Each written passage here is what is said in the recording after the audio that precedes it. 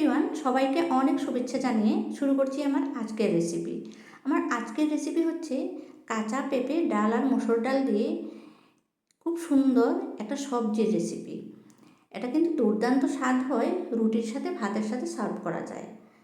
এখানে আমি পেঁপেগুলো ডুমো ডুমো করে কেটে জলে ভিজিয়ে রেখেছি। পেঁপের একটা কষ জাতীয় জিনিস আসে, সেটার জন্য জলে ভিজিয়ে রাখতে হয়। আর এখানে আমি মসুর ডাল ভিজিয়ে ধুয়ে পরিষ্কার করে রেখেছি। এবার কড়াইয়ে দিয়ে দিলাম সর্ষের তেল।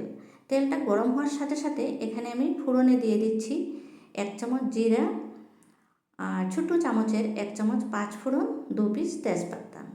ফোড়নটা একটু নাড়াচাড়া করে যখন সুগন্ধ বেরিয়ে আসে তখনই আমি কুচি করে কেটে রাখা বড় সাইজের একটা পেঁয়াজ দিয়ে দিলাম। তারপরে একটু নেড়েচেড়ে এখানে আমি দিয়ে দিচ্ছি থেতলে রাখা বা ছেঁচে রাখা রসুন। এখানে বাটা রসুন দেবেন না। তারপরে দিয়ে দিলাম 2-3টা কাঁচা লঙ্কা চেরা। পেঁয়াজ, রসুন, কাঁচা লঙ্কা স্টেপ বাই স্টেপ ধাপে ধাপে দিচ্ছি, কারণ প্রত্যেকটা রান্না হচ্ছে একটা আর্ট, আর সেই আর্ট হিসেবে মেনে নিয়ে রান্না করলে অবশ্যই সুস্বাদু হবে। তারপরে আমি মশলা দিচ্ছি গুঁড়ো মশলা, হলুদের পাউডার, জিরা ধনিয়ার পাউডার, মরিচের পাউডার, স্বাদ মতো লবণ।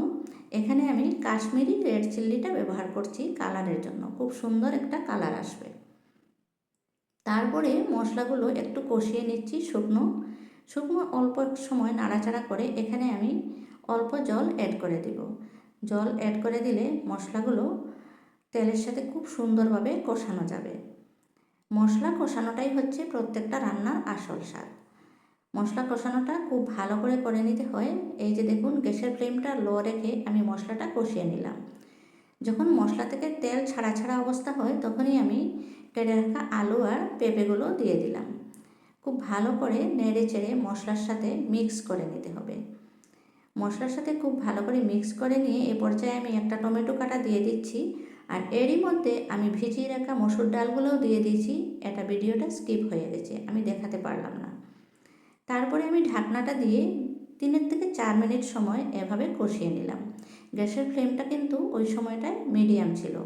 তারপরে এখানে আমি জল অ্যাড করছি।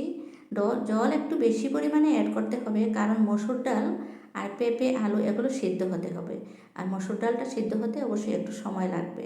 তাই আমি একটু বেশি করে জল দিয়ে ঢাকনাটা দিয়ে গ্যাসের ফ্লেমটা বাড়িয়ে দিলাম।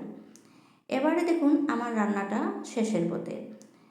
পেঁপেও সিদ্ধ হয়ে গেছে, আলু ডাল সব সিদ্ধ হয়ে গেছে, আর রান্নাটা কেমন মাখা মাখা হয়ে গেছে। এই পর্যায়ে এসে আমি লবণটা চেক করে নিয়ে গ্যাসের ফ্লেমটা বন্ধ করে নেব। আমার রান্নাটা শেষ হয়ে গেছে। দেখুন কত সুন্দর হয়েছে এই রান্নাটা। এভাবে করে রান্না করে সবজি নিরামিষ হিসাবে আপনারা খেতে পারেন। এই রান্নাটা যদি বাড়িতে ট্রাই করেন নাই, কাঁচা পেঁপে দিয়ে, আলু দিয়ে, ডাল দিয়ে এভাবে রান্না করে ট্রাই করতে পারেন। দারুণ স্বাদের এই রান্নাটা অবশ্যই ট্রাই করবেন। আমার আজকের রান্নাটা কেমন লাগলো অবশ্যই একটা লাইক দেবেন, সাথে আমার চ্যানেলটা যদি নতুন হয়ে থাকেন সাবস্ক্রাইবটা করে দেবেন।